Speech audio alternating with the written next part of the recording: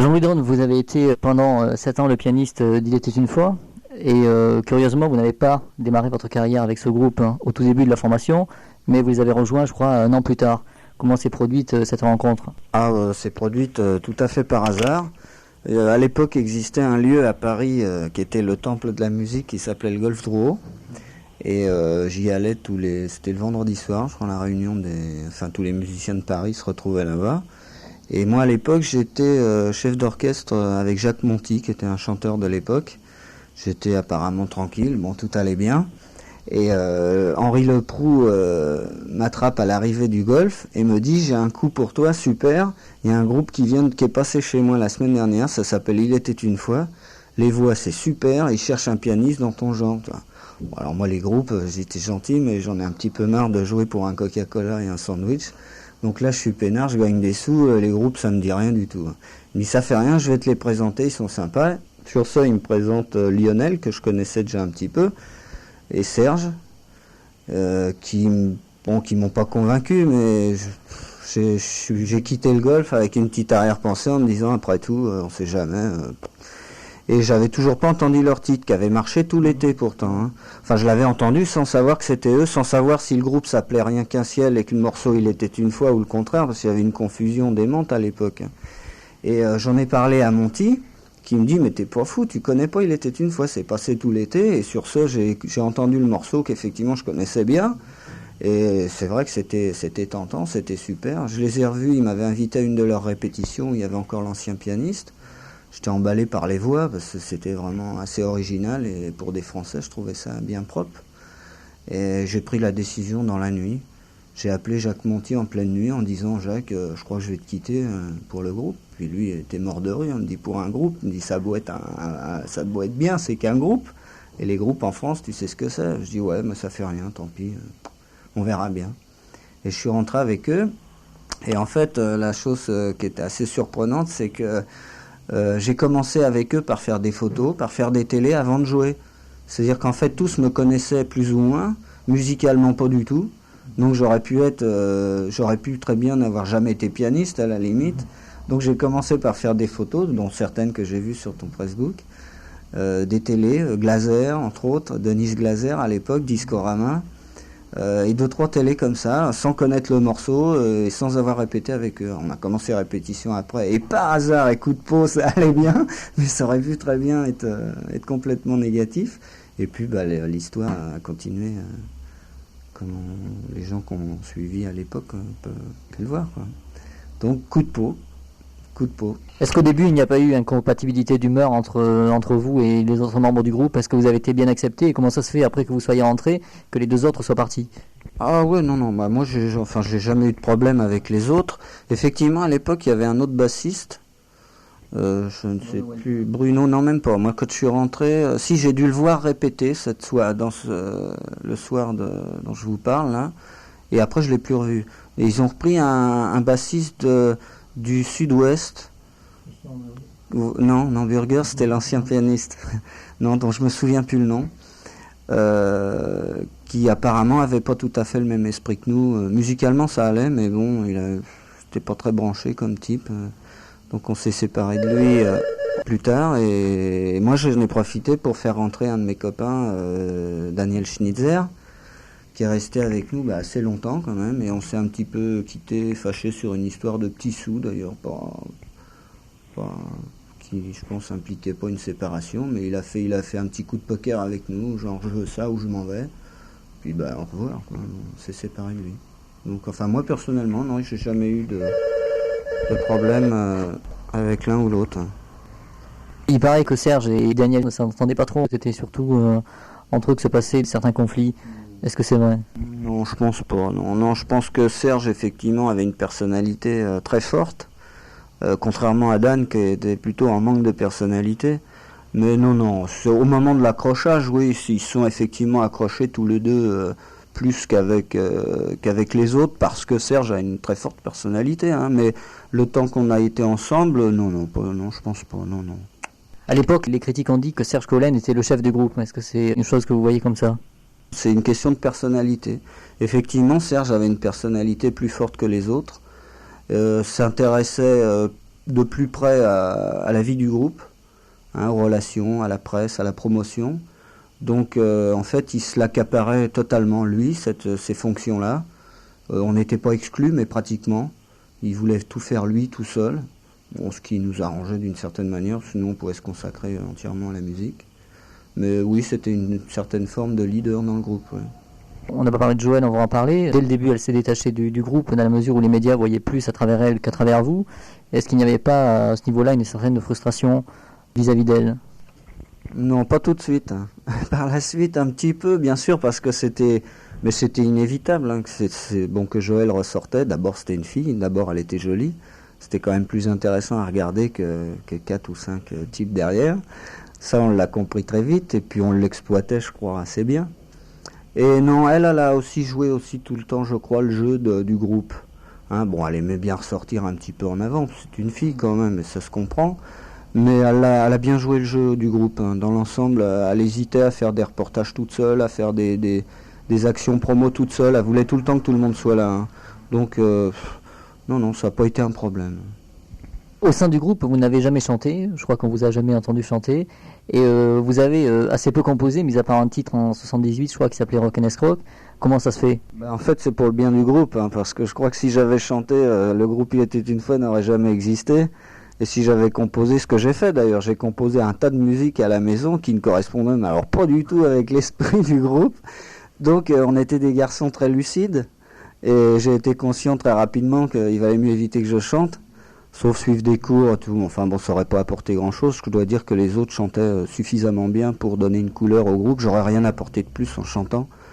Donc je ne chantais pas, ou en playback merveilleusement bien. Et musicalement, pour jouer avec eux, ça allait très bien, on était dans le même esprit. Mais composer, non, effectivement, j'ai fait qu'un truc qui était un rock'n'roll, donc très simple. Quel regard aviez-vous vis-à-vis des morceaux que le groupe choisissait pour l'élaboration des disques? Est-ce que vous aviez votre mot à dire, en quelque sorte? Oh oui, on avait tous notre mot à dire, hein, mais bon, je crois qu'il n'y a jamais eu de... On était tous d'accord sur le choix des titres, sur la façon de les faire... sur la façon de les réaliser, le choix des studios, le choix des endroits, des techniciens, ça a tout le temps été fait en collaboration complète avec les autres membres du groupe. Hein. Alors pendant les 5 premières années, vous avez fait un style de variété française assez classique. En 78, vous avez décidé d'évoluer en ayant une musique un peu plus sophistiquée, en partant aux États-Unis. Pourquoi cette évolution ne s'est pas poursuivie par la suite? Vous me surprenez là, j'avais pas remarqué. Hein. Non, je crois que le fait d'aller aux États-Unis, c'était pour améliorer le son. C'était pas pour changer le style. Hein. Le style a voulu être changé parce qu'on a fait appel à des musiciens extérieurs, des musiciens américains excellents, mais qui ont effectivement donné une autre couleur au groupe. Et je crois que ça n'a pas été forcément très positif en fait. Hein. Donc il aurait peut-être été préférable de continuer sur les mêmes bases qu'avant, mais en l'enregistrant aux États-Unis parce que studio, d'autres moyens techniques, d'autres techniciens. Mais bon, voilà, c'est tout ce que j'ai remarqué. Lionel a regretté que le disque qui a suivi Mescalino n'ait pas évolué comme les précédents. C'est-à-dire que La Clé des Cœurs a été, selon lui, un ratage complet, ce qui a abouti à la séparation du groupe. Est-ce que vous le déplorez? Qu'est-ce qui a fait que vous n'avez pas gardé l'évolution que vous étiez en train d'amorcer?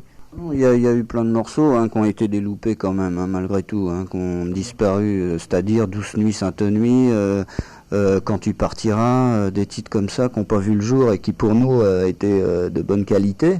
Donc effectivement, La Clé des Cœurs en a fait partie et s'est trouvé être sur la fin de notre carrière, mais ça n'a rien à voir avec la séparation du groupe, ce morceau. Hein. On aurait pu finir sur un tube, je pense. Hein. C'était pas trop le sujet, c'était pas trop le choix des titres ou la couleur des titres. Hein. J'aimerais que vous m'expliquiez votre version de la séparation, parce que j'en ai entendu tellement que je ne sais plus laquelle choisir, quoi. Moi, la séparation, vue de ma fenêtre, c'était... ça marchait un tout petit peu moins bien, c'est vrai, mais on avait eu aussi d'autres périodes identiques. Hein. Donc je pense pas que c'était la raison première. On était en fin de contrat chez Pathé Marconi, ça c'était sûr. On avait eu des propositions d'autres maisons de disques, c'était certain. Très alléchantes, c'était sûr aussi. Et moi, j'ai l'impression qu'il y a un certain batteur qui s'appelait certainement Riton, qui effectivement composait toutes les musiques du groupe, enfin à 99%, et qui s'est dit dans sa tête, le groupe c'est moi, je veux enregistrer mon disque tout seul, en plus du groupe, bon ça c'était pas un problème, sauf qu'il voulait pas l'enregistrer dans la même maison de disques que le groupe. Donc sa personne aurait signé De Witt dans une maison de disques et le groupe dans une autre. Hein. Donc ça, lui a tenu bon. Nous, on n'a pas voulu reprendre un autre batteur parce que indispensable. Et ça s'est séparé, c'est tout. Donc c'est Richard qui a été la cause majeure de la séparation du groupe? Pour Jean-Louis Drone, oui. Ça veut dire que vous aviez tous vraiment envie de continuer ensemble, mis à part Riton? Ouais, on avait envie de continuer ensemble. Ouais, on avait autant envie de continuer ensemble que de se séparer.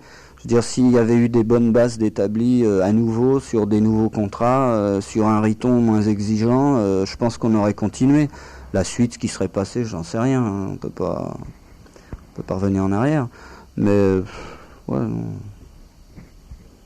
non, je pense qu'on avait envie de continuer quand même. Beaucoup avaient envie de faire un titre, enfin des disques séparés. Hein. Joël, entre autres, Serge, Lionel, sûrement, enfin tous sauf moi, bien sûr, je chantais pas, aucun intérêt. Mais ce qui n'aurait pas empêché de continuer une carrière parallèle avec le groupe. Hein. Il y a d'autres groupes ont fait ça. Hein. Quel est votre jugement personnel sur les carrières des autres en solo?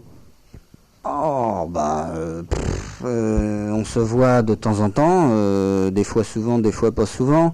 Moi, j'ai l'impression, quand on est ensemble et qu'on discute de ce qu'on fait chacun de notre côté, ils me disent tous, t'as du pot, tu t'en es sorti.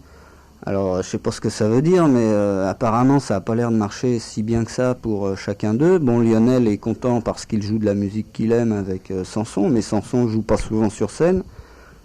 Faut manger quand même. Donc je crois qu'il a pas mal de problèmes, pas de survie quand même pas, mais pour vivre. Hein, c'est pas le même rythme qu'avant. Serge, j'arrive pas à comprendre ce qu'il fait. Je sais qu'il chante de temps en temps en playback dans des boîtes. Bon, ça doit pas être aussi les mêmes revenus qu'avant. Et Riton, on s'est jamais reparlé depuis le jour où on s'est séparés. Donc je sais pas ce qu'il fait, j'en ai complètement rien à faire. Et je lui souhaite pas de mal, hein, mais je m'en fous complètement de ce qu'il peut faire. Apparemment, je le vois pas souvent à la télé, moins souvent qu'avant, donc je pense que ça doit marcher moins bien. Voilà. Et moi, tout va bien, mais je suis plus dans la musique, je m'en suis sorti. Vous êtes complètement fâché avec Richard De Witt, c'est cette séparation qui a provoqué ces cassures? Ouais, complètement, ouais, tout à fait. Mais c'est pas grave, hein, je vis bien sans lui. Est-ce qu'après la séparation d'Il était une fois, vous avez revu Joël? Quels ont été vos rapports et comment vous jugez la façon dont elle a mené sa carrière en solo? J'ai pas à juger la façon dont elle a mené sa carrière en solo. Hein. Moi, je l'ai revu quelques fois après. Moi, j'étais en année sabbatique. J'ai pris une année sabbatique après l'arrêt du groupe pour me retourner, voir ce que je pouvais faire, ce que j'avais envie de faire. Donc, pendant cette année, je l'ai revu. Effectivement, elle menait une carrière seule, avec des gens comme Billon, des amis à nous. Bon, juger, c'est vrai que ça marche. Elle a eu un titre qui a bien marché, je crois. Enfin, un peu bien marché. Maintenant, moi, je n'avais pas à juger du tout. C'était plus la même couleur qu'avant, c'est sûr, mais c'était pas de sa faute. C'est parce qu'il manquait sûrement des voix qui coloraient, qui donnaient une couleur, hein, qui n'existait plus. Donc sa voix seule, apparemment, c'était vraiment un groupe. Le groupe, il était une fois en fait. Hein. Donc elle l'a prouvé. Alors j'aimerais maintenant que vous nous racontiez des anecdotes qui vous sont arrivées en tournée ou des trucs un petit peu marrants. Est-ce que vous en avez un brûle pour point là? Non, parce que je me suis remarié. Alors je peux pas vous raconter ce qui s'est passé avant, parce que j'ai déjà divorcé une fois. J'ai pas envie de divorcer une seconde fois. Il y a une anecdote qui me revient, je crois, qui vous est arrivée en 1978 lors de la tournée du Podium d'Europe 1. Je crois que vous êtes partis chacun, enfin 3 sur 5, je crois, d'un côté. Les deux autres de notre côté, et puis vous êtes rejoints par le biais de voitures écrabouillées. C'est ce que m'a raconté Lionel. Vous étiez partis, paraît-il, dîner chacun de votre côté, vous avec, je crois, Serge et Lionel avec Richard. Vous avez eu du retard tous les deux, et puis, paraît-il, les deux voitures, avec chacun à l'intérieur, les deux membres du groupe, se sont télescopées. Et vous auriez dansé comme des fous furieux sur les voitures après. Ah oui, d'accord, ça me revient. Ouais, c'était en Bretagne, je sais plus où, mais je sais que c'était en Bretagne. Effectivement, c'était pendant la tournée Europe, vous avez raison. Et effectivement, je devais être avec Serge, ouais, c'est ça. Et on bourrait comme des fous parce qu'on était en retard pour le concert. Et on était dans les embouteillages de cette ville dont les gens se rendaient au spectacle. Donc ça, le tournée Europe, marchait bien sûr. Et à un moment, il y a une espèce de fêlé qui m'est arrivé sur la gauche, qui m'est rentré dedans, mais fort, hein, avec la voiture. On s'est mis à insulter le chauffeur et les passagers. Et ça a duré 2 secondes, et on s'est aperçu que c'était Riton et Lionel qui nous étaient rentrés dedans tout à fait par hasard. Personne s'était vu, c'était trop dément. Et effectivement, on est sortis des voitures, on a dansé sur les capots parce que c'est assez incroyable. Au niveau des télévisions, est-ce que ça se passait bien, les répétitions? Est-ce que à 5, vous ne faisiez pas trop de chahut dans les studios, comme j'ai entendu dire? Quelle était l'ambiance? L'ambiance très chaude, ouais. On faisait toujours trop de chahut pour les autres, puisque pendant qu'on attendait évidemment de passer, il y avait d'autres chanteurs qui se produisaient. Et puis c'était la foire à la ferraille, quoi. Ça faisait toujours trop de bruit pour les autres. Ouais. Ouais, c'est vrai, c'était assez dynamique, quoi. Je crois qu'il y a beaucoup de chanteurs qui ont aidé au démarrage d'Il était une fois. Je pense entre autres à Joe Dassin, Johnny Hallyday. Est-ce que tout au long de la carrière du groupe par la suite, vous avez gardé de bons rapports avec ces gens-là? Et est-ce qu'il y a des gens avec qui vous avez eu moins de sympathie après? Oh non. Moi, je dirais dans l'ordre Distel, je crois. Distel a été un de ceux qui a fait le plus vite, qui a aidé le groupe le plus vite. Hein. Je crois que ça a été un des premiers qui d'ailleurs s'est accaparé le parrainage du groupe. Et il l'avait bien mérité, parce que je crois qu'il nous a un peu découvert. On était dans la même maison de disques, effectivement, c'était simple, mais il y a cru tout de suite. Et on a gardé des contacts super tout le temps avec lui. Extra de professionnalisme, il nous a pas mal apporté. Dassin, Hallyday sont des gens qui nous ont pris quand même un petit peu, je dirais, en cours de route, hein. Mais on a profité de leur tournée, ils nous ont pris avec leur tournée, qui étaient quand même des gros coups à l'époque, en première partie, ce qui nous a fait découvrir à un public plus large. Et on a gardé toujours de très bonnes relations avec ces gens-là. Ouais. Guichard également. C'est Julien Clerc qui a été un des premiers à nous prendre dans une tournée d'hiver qui a merveilleusement marché, avec Carlos entre autres. Oui, ça nous a ouvert un public plus large. Pourquoi vous n'avez jamais fait l'Olympia en vedette?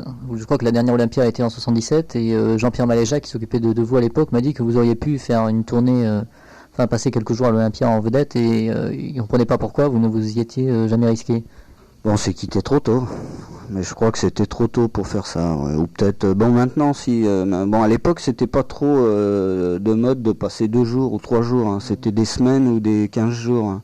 Là, je suis pas sûr qu'on aurait tenu la longueur. Hein. On se sentait pas trop capable, pas de tenir 10 jours, mais de remplir la salle 10 jours. Hein. Donc, mais 2-3 jours, ouais, sûrement. Ouais, je pense sûrement. Ouais. Ouais, mais c'était trop tôt. On n'avait pas envie de risquer le bide. Hein. Quel est le titre, vous personnellement, que vous avez pris le plus de plaisir à interpréter sur scène ou dans un studio? Rock and Escroc. Non. Oh là. Je crois que c'est le seul. Je crois que c'est le premier. Celui que j'étais pas là pour les séances, tout simplement. Rien qu'un siège, j'ai toujours eu beaucoup de plaisir à le jouer. C'est très simple, mais je crois que c'était très efficace. Et puis tous en fait, tous les morceaux. Il n'y a pas un morceau qui me rasait. Je crois que c'est plutôt dans ce sens-là qu'il faut aller. Il y a même les rocks qu'on faisait qui n'étaient pas à nous, c'était le défoulement. Le défoulement. On n'était pas refoulé, mais. Non, je crois que tout le groupe avait plaisir à jouer tous les morceaux. Hein. Puis ça se sentait, je crois que ça faisait partie d'une certaine manière du succès qu'on avait sur scène aussi. Hein. Est-ce que les galas en général ont été réussis? Est-ce que lorsqu'un gala marchait moins bien que les autres, ça dépendait d'un seul membre du groupe ou est-ce que c'était un petit peu la faute à tout le monde? Est-ce qu'il y a eu, je veux dire, après les galas, des disputes et des discussions féroces? Féroces, non, mais des discussions, oui. Et il y a quelques galas qu'on foirait un petit peu parce qu'effectivement, notre camarade Collen en avait rajouté un peu trop sur scène. Dans chaque gala, il y a le siffleur. On l'appelait le siffleur. Il y a toujours, dans tous les galas du monde, le mec qui siffle.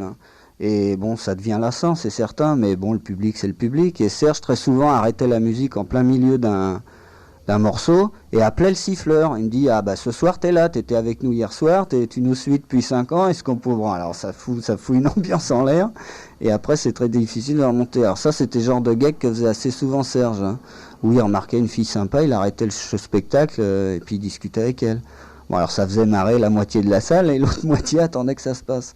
Alors il y a eu des galas pour foirer, non, mais où on a eu du mal à refaire surface après ces interventions, hein, mais c'était toujours super. Enfin moi, j'étais mort de rire. Ça correspondait pas forcément à l'image d'Il était une fois, mais moi c'est ce que j'adore comme humour. Hein.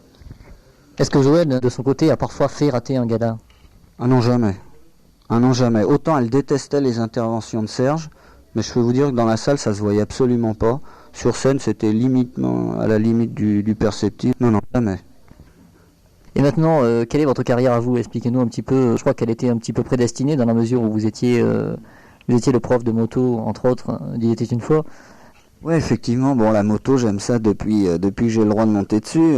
Pendant le groupe, je m'étais acheté à plusieurs reprises des motos tout-terrain. Cette envie m'était venue par un copain qui s'appelait Thierry Sabine, qui lui faisait de la moto au Touquet tous les week-ends et qui m'avait donné le virus.